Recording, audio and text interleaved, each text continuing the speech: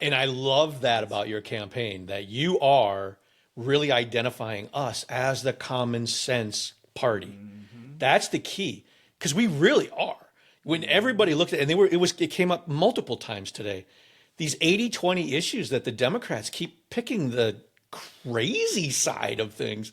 I don't understand it. Biggest applause line I got was the men and women's locker rooms. Yeah. And people are on that. It was interesting. In Brown County, biggest applause line today was that we need to raise our test scores, our standards, and our expectations for our students. And when I said test scores, they started clapping. Yeah. I mean, that's something that everybody would agree on. Everybody wants our children to be well educated, and I don't know why the Democrats don't. It doesn't make any sense. Agree. What do you got for me? Yeah, what do you got for me? Baby, would you stand and fight? Mr. David Varnam, former mayor of Lancaster, girl dad. I love that you were talking about that again today. But you trained under Dr. James Dobson. You talked about that again today. By the way, folks, we were at the caucus, the 3rd District caucus today for the Republican Party, and David Varnam was a guest there. So that's what I'm talking about today. We're just coming off of that. So anyway, I make sure that the audience knows what we're talking about. I came over so we could continue the conversation. Exactly. Look at that. It's the after party. Here are the Speakeasy conversations. But welcome to this in-person Speakeasy conversation. How did you feel? It was a pretty big room full of really passionate Republicans. How did it come out? And you know what? This was the last of the 8 district caucuses, and that was the biggest audience I've seen so far at that. Awesome. So I was excited because I live in the 3rd, and I'm glad to see fellow people from the 3rd fired up. I love that. We need change in November, and they showed up today. Yeah, and you said it today during your speech too, and I love that you're really leaning into that idea that you're the only candidate from Western Wisconsin in this race. In the primary, you've got a couple of other people that are around the Milwaukee area, but you're the only one in our area. So God bless you for standing up and doing it. And the only one in all 5 statewide offices from the Western side. Wow. That's why I think it's so important that we have that Western voice on the ticket. Yeah. But also a rural voice at that. I'm a former rural mayor, so I think that matters. And I think it's pretty neat that Tom Tiffany is also a former rural local elected official, as he made his, ran for assembly and went up the chain there. But he was a local official in a rural community as well. Exactly. And I think that would make such a great ticket up against what can only best be described, I'm sure, as the big city ticket when it comes to the liberals. Well, and like, which of the lunatics on their side gets the most votes? Yeah. As we were just talking about, I mean, it boggles my mind, and we can talk about this even more. But well, you know what? Let's do it this way. Let's segue into like where we left off. And I apologize, folks, if you have not seen the first conversation that I had with David a few months ago, head on over to rumble.com/CooleyConservatives and go look that up, because we talked about a lot of the general background that you have and his education and kind of the origin story is the way I always call it.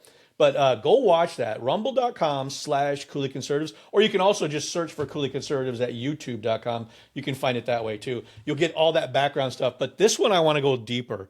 Where we kind of left off that one, I had talked about like, what does a Lieutenant Governor Varnam look like on day one? And so what are the kinds of goals you would set for the state? I think we need to be bold on taxes. And as you heard me talk about today, when I say Texas and Florida, what do you think of? Everybody thinks of tax policy. Everybody goes there for their taxes. Yeah, that's exactly what people think of. We need to be bold. We need to be leaders in the Midwest when it comes to tax policy. I also will stand for the sanctity of life. We talked about this on the first episode. I used to work for Dr. James Dobson at Focus on the Family. You know where I'm going to be on that issue. 100%. And that is important to me. It's something I'm going to fight for. I'm also married to a woman who is a pro-life physician, and she does family practice in OB. She serves on the board of our local crisis pregnancy center in Southwest Wisconsin called Clarity Clinic.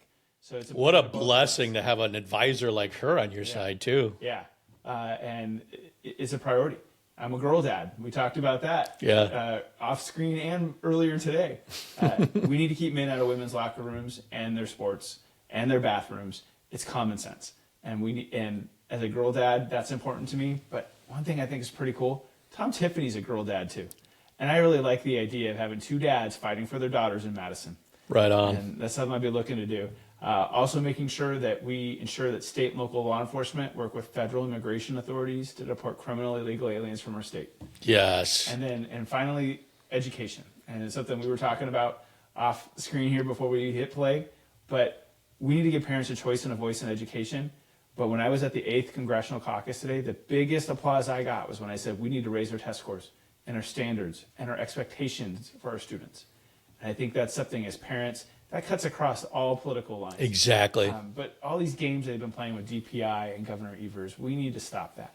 We need to be raising our kids properly, but we need to be educating our kids as well. Yeah. And how can they be the leaders of tomorrow if we're not educating them properly today? And what does that look like? So in order to get kids better education, on the other side of the aisle, they'll talk about just spending more money. Mm-hmm. Is that the answer, or are there better ways? It comes down to accountability, and I think competition. I think that if you give parents the choice, I think that helps overall. And some people will say, well, you're just talking about private school. Well, I'm not, because private school is an important aspect to that. Yeah. But we don't even have in Lancaster a private school after 6th grade. But homeschooling is a valuable option. Homeschooling is an important option. There's other things that we can do. We need to give the rights to the parents to decide what the best education for their children is. And I think that competition helps. But yeah, we need accountability. Why are we falling so far behind on reading at every grade level? Yeah. Why are so many kids not reading up to grade level?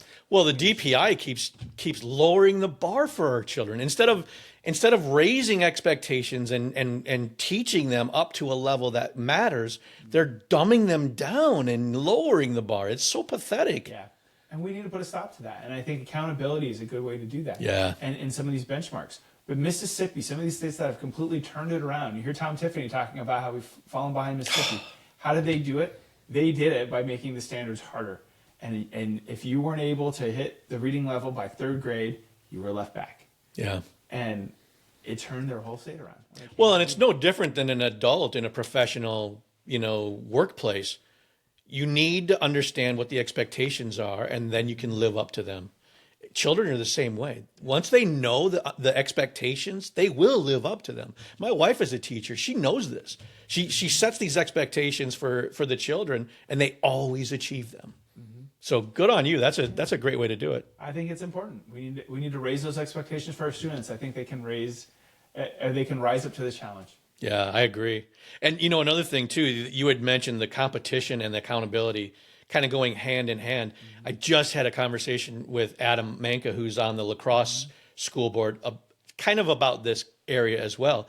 This idea that competition does raise everybody up, public schools included. When there's competition out there, it's so disappointing to see the other side just want to have excuses and what I would consider really lame excuses. Mm-hmm. That and instead of complaining about the money in the public schools or the voucher system because parents decide they wanted to have a different choice, all they have to do is raise their standards, raise their scores, do a better job teaching those public school children. And Adam Manka talked about this a lot. As a public school board member, he wants the public schools to do better. Yep. But if they're not going to, then parents need other choices. Yeah. So I think you're right onto it.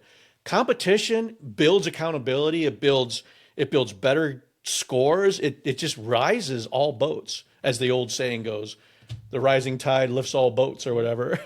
I agree, and I think about how iron sharpens iron. Yes. And how if this school over here is trying to do better and this school over here is trying to do better, they're both increasing. Learn from that, yeah. and get even better. And then, but that's the other side of it too. That I think, especially among teachers, they all collaborate regardless. They're not like siloing themselves. Well, I'm a public school teacher, so I'm not going to go talk to that private. That doesn't happen. Mm-hmm. Teachers talk to teachers all the time, all across the board, and they're always learning and growing in that profession, which is a beautiful thing.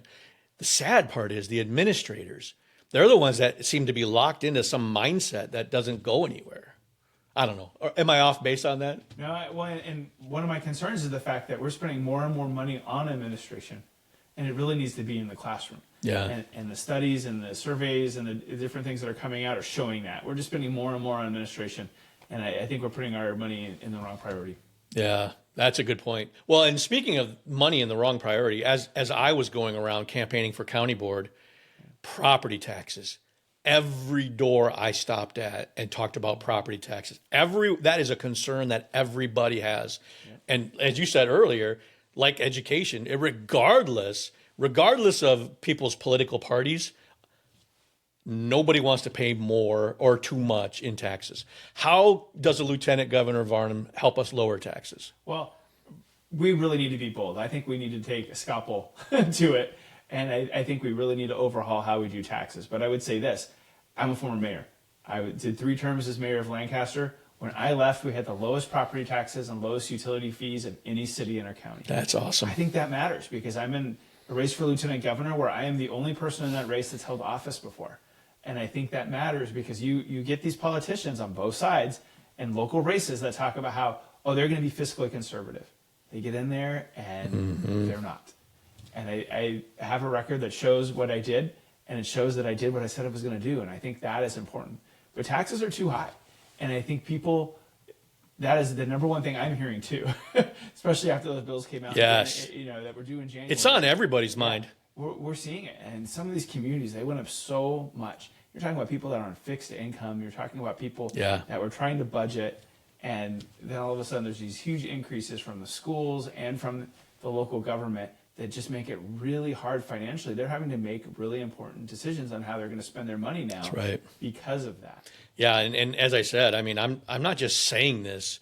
I was going door to door talking to voters, and there were at least 12 people, elderly folks, who were saying, we're looking at property in Arizona. We're looking at property in Florida. They just don't want to have to keep paying these high taxes here. And we're going to lose these folks. Like we were just talking about Atlas Shrugged, the idea of the best and brightest in our society just up and leaving the tax base, leaving the state because they just can't afford it here anymore. I am really concerned about that. And I think if we don't do something, something that you and Tom Tiffany working together in the Madison would be able to do, bring these taxes down and get them under control, or we're going to lose some of the best and brightest of our state. Yeah. I live in the southwest corner. We're bordered by Illinois and Iowa. We're competing. Yeah. We're competing with Iowa. We're competing with Illinois. My relatives, some of them moved right across the river into Dubuque. Yeah. Well, and I would say this, and I didn't say it in my speech today, but a lot of times I do. I was president of Grant County Economic Development when Illinois did their last huge increase.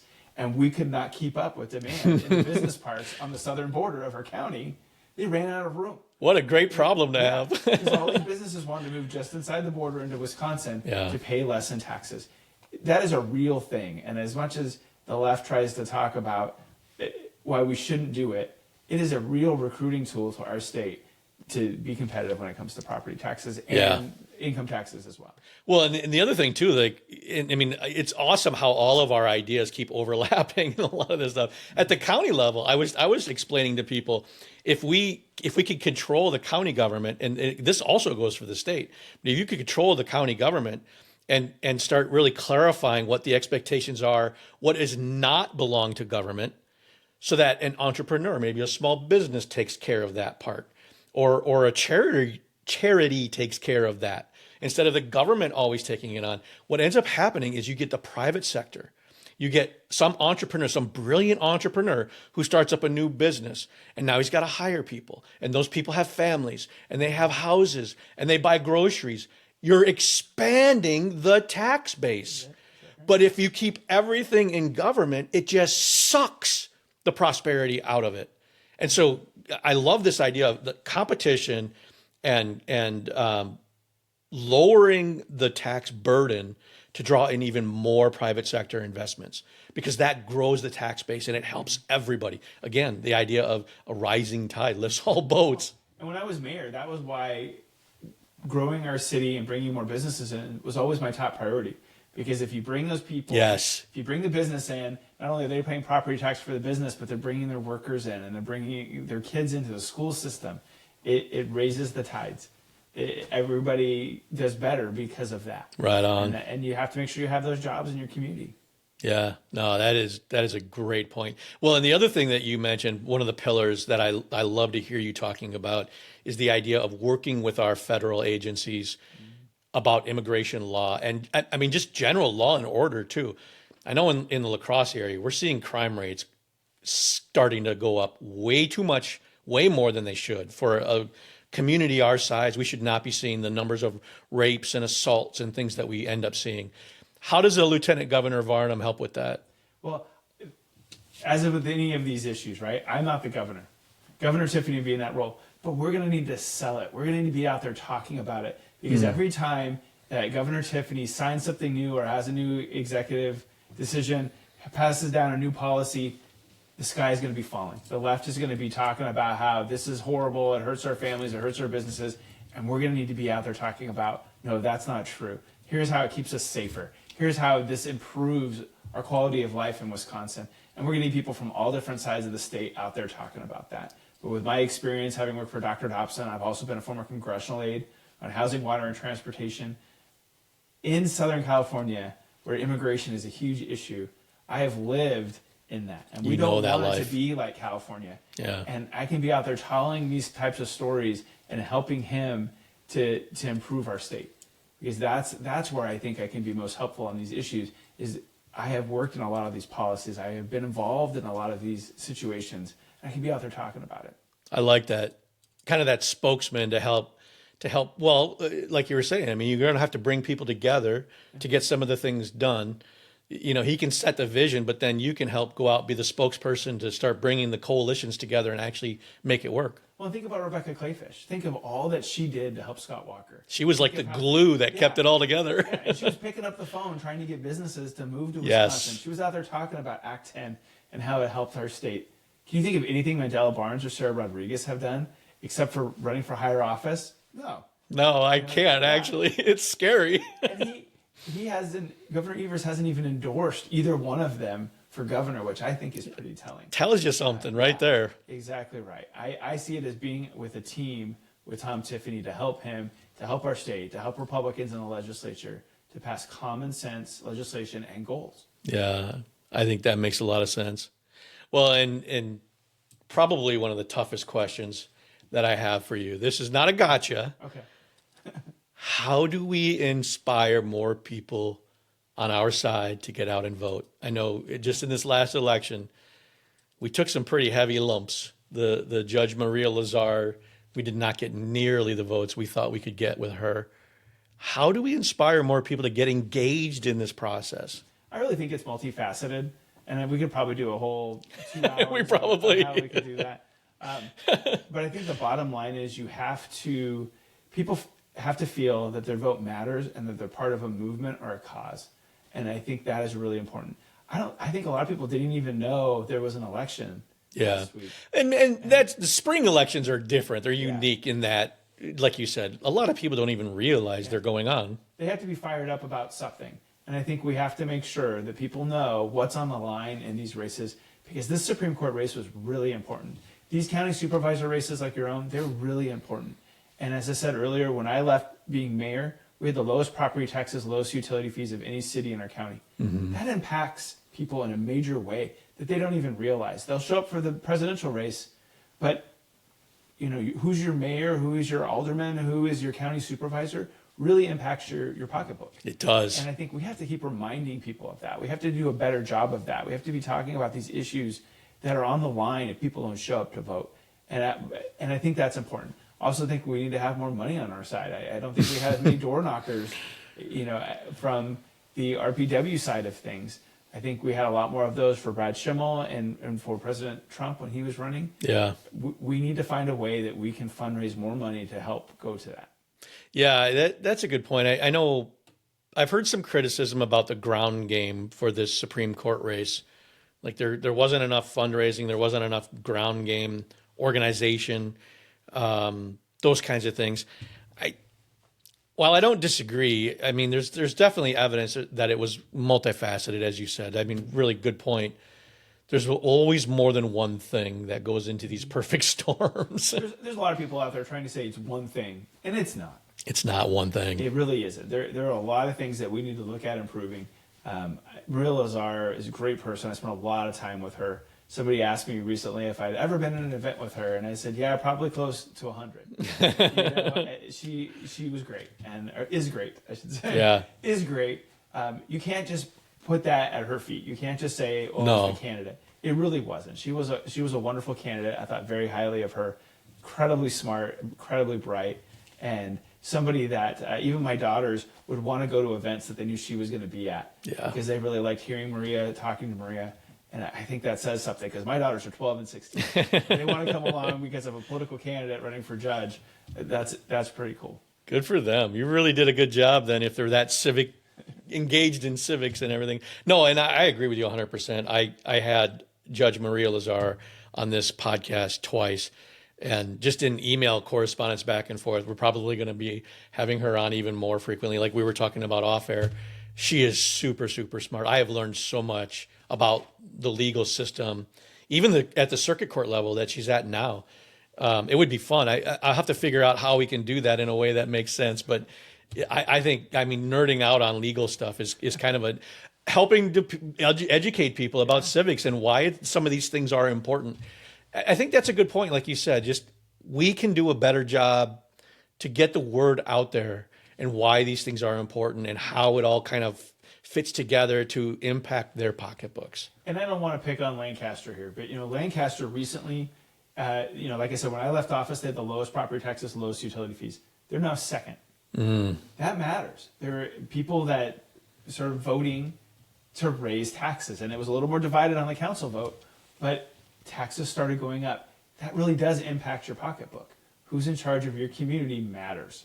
And I wish that more people understood that and would turn out in those races. Yeah. So when I was a senior in high school, I took a government class, and my council member showed up to talk to us for the hour. And she said, I impact your life more than the president or the governor. And she rattled off all these things. If you turn on your faucet and it doesn't run, the property taxes, they ran the electric company where I was growing up too. If you go to flip the switch and the power doesn't come on, you're calling me. You're not calling the president. You're not calling the governor. And I had never thought about that before. And it was really inspiring to me. And here I am, almost 30 years later talking about that too. Yeah. I had never thought about it that way. We need more people to understand the impact that these offices, these spring election offices, how they impact their life. That is such a good point. And I like the way you put that too, because there were a couple of people that I talked to as I was going door to door talking to voters, and all they wanted to talk about were the national issues. Like there were a handful of people. I would show up and I want to talk about how we can bring down property taxes, get better roads, rural broadband infrastructure kinds of things. And they were like, yeah, but what about this war in Iran? Like, is the president of the United States going to come fill that pothole? I don't think so, buddy. So it's like you said, and I think that is important for us to help educate people and remind them that just because it's on Fox News or CNN all day long, that doesn't mean it's the most important thing in your life. Yep. Do you have to get to work? Let's make sure we have good roads. Do you want good drinking water? Let's make sure we have the infrastructure. It's taxes and quality of life. That's what it boils down to. Yeah. And I think we got to do a better job of educating people about that and refreshing their memories about how it all works. Yep. I love that. Good point. All right. I think that was the last thing that I had on my list of notes. And it's been a real blessing to have you here in person. We've talked about this for a while now. Yeah, it was fun. I'm glad it worked out. But for any of the listeners, any of the audience that want to get a hold of you, want to help out the campaign, maybe they want to put a yard sign in their yard, how do they get a hold of you? DavidVarnam.com is our website. And then I even brought my little cheat sheet card here that tells me the other one so I don't mess this up. But David C. Varnam on Facebook and D. Varnam on X, our social media. But you can learn more about me, the issues, where I stand, request a yard sign, volunteer to help at a parade at davidvarnam.com. Our website has that information because, quite frankly, we need help. We're running a statewide campaign. Yeah. It also takes gas money, so if people are inclined to donate to that. You mentioned that today. Yeah. 14,000 miles? Yeah. Just in the month of February and March, we drove over God bless you, man. miles. And, that's what it takes. We're the only candidate from western Wisconsin, but we are in the southwest corner. So we are constantly going north and east, and we need help. And so if you're interested in making a donation to help with that, I'd be grateful to that as well. But we're putting the time and effort in because Wisconsin is worth it. And we need to work hard, and I need to prove that it can be done, I think, from the western side of the state as well, because a lot of people like to say you can't win from this side of the state. Speaking of that, as you're driving around this state, what is the best part? What's the part that you love, like just the topography of it, or the geography of it? I really love where I live in the Driftless. As you do, the bluffs. I love all that, but we're biased. Whenever I'm up in the Northwoods, I love the woods and just being up there, seeing all the lakes and the ponds. Smell of the pines and everything. I was in Burnett County a few days ago, and I just love just pond lake, and all the pines. It was beautiful. Yeah, and I love being up there in the Northwoods. It always kind of relaxes me as a candidate. Yeah. Well, the reason I bring that up is because, like you said, Wisconsin is worth it. This state is the most beautiful, with the most beautiful people in it. We have so many blessings in this state. Yeah. So, yeah, I mean, God bless you, man. I can't even imagine how much expense you must go through for gas money. So, folks, head over there, help them out with some gas money, and put a note on it, too, that says, hey, this is for gas money if you want to. Or just running locally here, the postage was crazy how expensive. I was just doing one little district. You're trying to do the whole state. So God bless you for doing it. We're going to work hard. We're going to prove that it can be done because Wisconsin's worth it. I love it. Well, thank you, sir. Anything else that we should probably talk about, or do you want to leave it at this? Well, I always like to tell people, especially when we're on the western side of the state, I'm endorsed by Congressman Derek Van Orden, which I'm very grateful to. And our team is growing every day. So if you want to find out more about me, check out davidvarnam.com. You can sign up for a sign and be part of our team. I love it. Thank you, sir. Thank you. Appreciate you having me in today. I want you, need you to know you're playing with fire.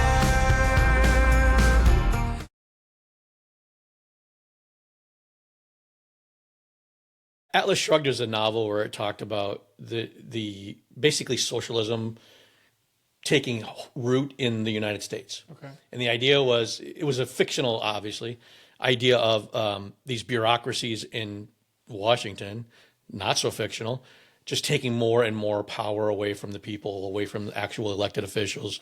And then at some point, they just over-regulate everything to the point where the best and brightest just like disappear.